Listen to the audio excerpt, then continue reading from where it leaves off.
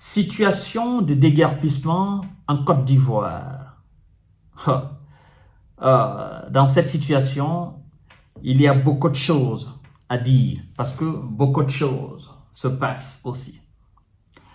À l'image de toutes les grandes villes africaines, de l'Afrique subsaharienne, disons ainsi, mesdames et messieurs, parce que nous avons vécu la même chose aussi chez nous à Conakry, la capitale guinéenne. À un moment donné de leur histoire, des gens, des citoyens se sont accaparés frauduleusement des biens de l'État. Je veux dire, des domaines de l'État. Se sont installés là-dessus. Il y en a qui ont construit des maisons il y a plus de 20 ans, il y a plus de 30 ans, il y a plus de 15 ans, il y a plus de 7 ans. Il y en a qui ont fondé des familles dessus et dont les enfants pensaient même que ces domaines appartenaient à leurs parents. Sauf que ce sont des domaines réservés de l'État. C'est le cas, par exemple, à Abidjan. J'ai senti la colère aussi dans les yeux de certains citoyens à Conakry. Parce que depuis, sous le régime d'Alpha Condé, nous avons connu aussi des déguerpissements. Des gens même qui avaient réduit les voies, n'est-ce pas, à Conakry. Qui avaient réduit la circulation. Même dans les marchés, les voitures n'arrivaient plus à circuler. Dans les quartiers aussi, les domaines réservés de l'État, il y en a même qui s'étaient permis de vendre ces domaines. Des gens ont construit des villas là-dessus.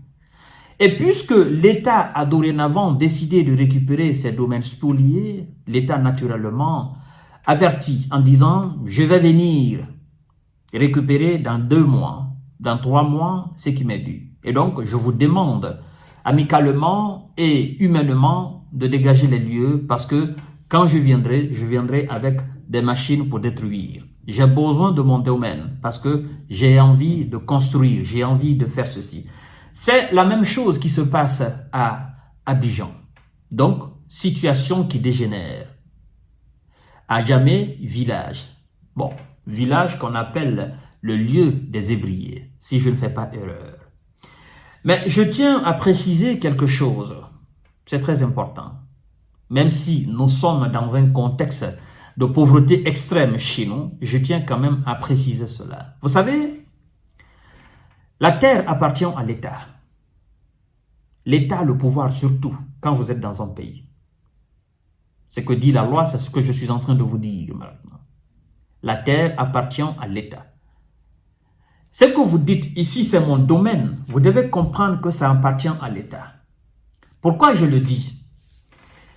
Si, par exemple, l'État a besoin de chez vous pour en faire un domaine public, pour en faire une construction publique qui doit profiter à l'ensemble des citoyens de votre ville, l'ensemble des citoyens du pays, et que l'État n'a pas où réellement aller, c'est-à-dire l'État n'a pas un endroit où aller construire, il y a une loi qui permet à l'État de vous retirer naturellement et de vous indemniser naturellement aussi. Parce que ce qui sera construit sur ce domaine doit profiter au peuple. Et donc, l'intérêt supérieur du peuple prime sur l'intérêt individuel, même si c'est pour vous, même si c'est votre domaine privé, même si auparavant, ce n'était pas un domaine réservé de l'État. C'est-à-dire que vous achetez un coin qui n'a rien à voir avec les domaines privés, les domaines réservés de l'État. Mais puisque l'État a besoin de cette partie pour construire, par exemple, un hôpital, pour construire une école, pour élargir les voies, par exemple, ou pour mettre les voies ferrées, l'État, naturellement, vous fait une demande et vous acceptez, parce que vous êtes tenu d'accepter, parce que c'est l'intérêt supérieur de l'État qui prime, l'intérêt supérieur du peuple qui prime sur votre intérêt individuel. Et à cet effet, l'État vous rembourse. Vous comprenez? Vous avez acheté la terre à tel prix. Vous avez fait la construction de votre immeuble à tel prix. C'est-à-dire tout ce que vous avez dépensé dans l'achat du terrain et dans la construction, l'État vous indemnise. L'État vous rembourse. Ça, c'est votre domaines privés à vous que vous avez achetés avec votre propre argent.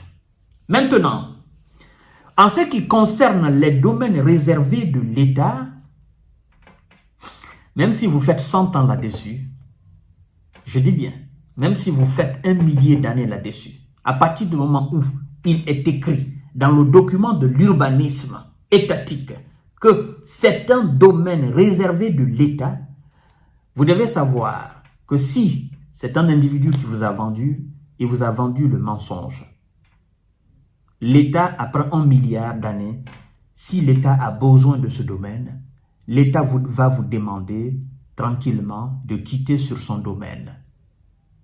Maintenant, si l'État est gentil, comprenant votre situation de précarité, l'État peut vous donner un peu d'argent pour vous dire, je ne peux pas vous mettre dehors comme ça. Je vous donne ceci pour que vous vous trouviez un autre endroit. Ici, nous voulons en faire une gare routière. Ici, nous voulons en faire un très grand marché. Ici, nous voulons élargir ou nous voulons en mettre, n'est-ce pas, un boulevard, une avenue par exemple. Nous voulons en faire un hôpital ou une école primaire pour les enfants. Donc, nous vous demandons tranquillement de quitter. Vous comprenez? Ça, c'est dans le cadre de la récupération des domaines spoliés de l'État. Maintenant, je comprends la situation précaire d'un certain nombre de citoyens au niveau du village d'Adjamé. Je suis en train de vous parler maintenant, ce que je viens de vous dire, ça c'est dans le domaine du droit, dans le domaine de la loi, dans le domaine de l'urbanisme de tout État. Vous comprenez? Vous savez, souvent, nous disons que on n'applique pas la loi. Quand nous faisons souvent nos discours, on dit « Oh non, l'État n'applique pas la loi ». Mais si l'État applique la loi chez nous, avec la rigueur, il y en a qui diront que les gouvernants qui sont là, ils sont contre nous. Les gouvernants qui sont là, ils n'ont pas pitié de la pauvre population. Vous comprenez? Dans le cadre de la récupération des domaines de l'État, oui, à Adjamé village, la situation a dégénéré. On a même brûlé des équipements de l'État ivoirien. On s'est même attaqué aux agents de force de l'ordre. D'accord? On a même brûlé, je crois bien, des machines. La situation a vraiment dégénéré. Alors, j'ai lu quelque part où il est mentionné que l'État avait débloqué des fonds. Écoutez très bien.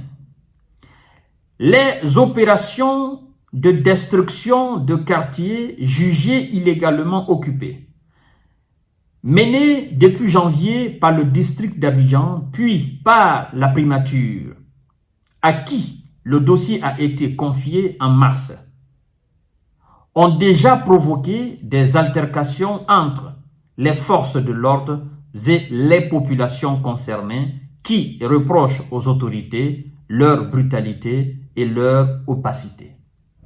Ça sera toujours comme ça. À Conakry, c'était la même chose. C'était des larmes. Des gens qui ont dit, depuis 1960, nous on est sur cette terre. Depuis 1940, depuis 1900 ans, depuis 1900 ans, ça fait 40 ans on est ici, ça fait 30 ans on est ici. C'est pas parce que ça fait 30 ans vous êtes sur un terrain que cela prouve que le terrain vous appartient. Non. Non. En fait, comme je l'ai dit tout à l'heure, même si le terrain vous appartient, si l'État a besoin, l'État, par une certaine procédure, l'État récupère et l'État vous indemnise. Alors, si vous avez le titre foncier, même si vous avez le titre foncier, je vous dis, si l'État a besoin, l'État récupère. Ça pleurait à Conakry. Vous comprenez? Je comprends la pauvreté, la précarité des pauvres gens qui sont dans les bâtiments. Il y en a qui peinent même à trouver un repas par jour. Qu'on vienne, qu'on les mette dehors comme ça. Oui, quelque part, on peut qualifier l'acte d'inhumain. Vous comprenez? Mais au moment que ces mêmes pauvres, ou les parents de ces mêmes pauvres, occupaient ces domaines, construisaient sur ces domaines, la plupart savaient que ce sont les domaines de l'État. Et la plupart savaient que tôt ou tard, l'État allait récupérer ces domaines-là. Et nous sommes dans ce moment-là. Il y a des parents qui ont construit des maisons sur ces domaines de l'État qui ne sont plus là aujourd'hui. Et on a fait croire aux enfants que ces domaines appartenaient à leurs parents. Or, ce n'est pas pour leurs parents. Ça appartient à l'État. Alors, ça, c'est dans le cadre de l'élargissement je crois bien, d'un boulevard ou d'une avenue, quelque chose comme ça. Alors, mesdames et messieurs, aux autorités, brutalité et opacité. Injonction à quitter les lieux tardifs, voire inexistantes. Indemnisation insuffisante ou mal distribuée, violence. Alors, qu'est-ce qu'on nous dit? On nous dit ceci. C'est très important. Disproportionné des forces de sécurité dans le cas d'Adjamé village. Un courrier portant l'entête de l'AGEROUTE. L'AGEROUTE, c'est la société d'État chargée de l'exploitation, du suivi et de l'entretien du réseau routier. Circule sur les réseaux sociaux, effectivement. Ce document date du 14 mai et portant la signature d'un coordonnateur du projet de transport urbain d'Abidjan.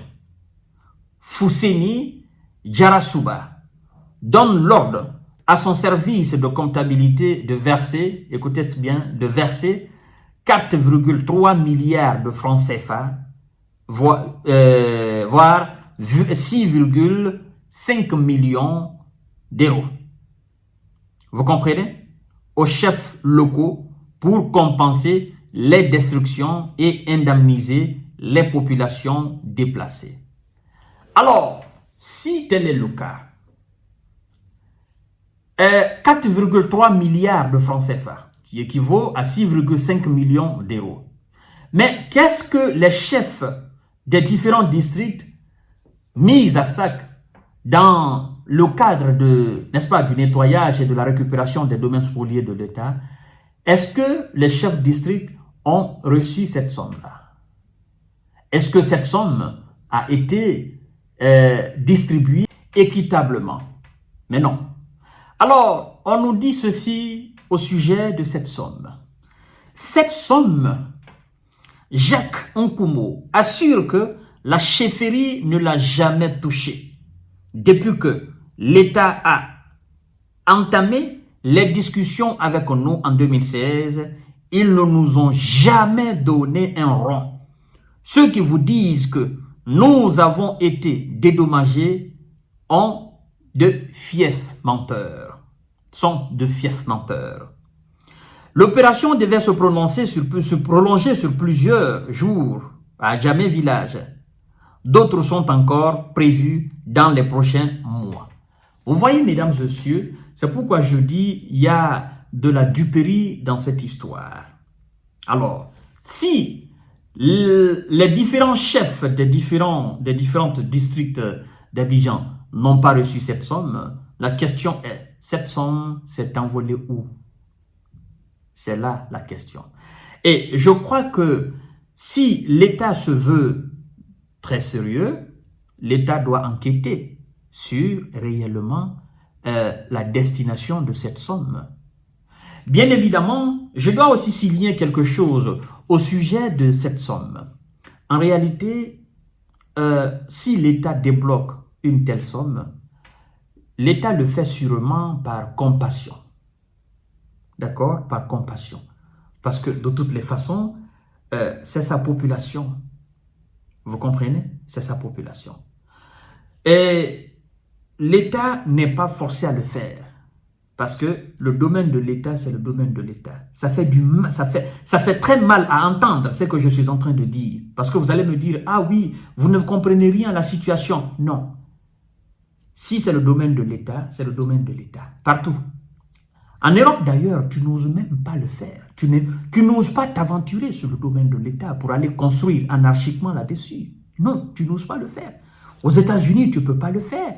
En Chine, tu ne peux pas oser le faire. Le domaine réservé de l'État, tu ne peux pas. Même si c'est abandonné comme ça 1000 ans, à partir du moment où on dit que c'est le domaine de l'État, tu n'as pas le droit. Tu ne peux même pas t'hasarder là-dessus. Mais bon, nous sommes en Afrique. Donc c'est pourquoi je dis, Même si cette somme a été débloquée, c'est par compassion. Mais à partir du moment où elle a été débloquée, il faut qu'elle soit utilisée à bon escient, dans les conditions normales, qu'elle parte réellement là où elle est censée partir. Mais si des personnes tapis dans l'ombre, des loupards, des voleurs ont mis la main sur cette somme, l'État doit effectivement effectuer de l'audit là-dessus pour savoir qui a détourné cette somme. Si les différents chefs n'ont pas reçu l'argent, l'État doit savoir qui a pris l'argent. C'est aussi simple que ça.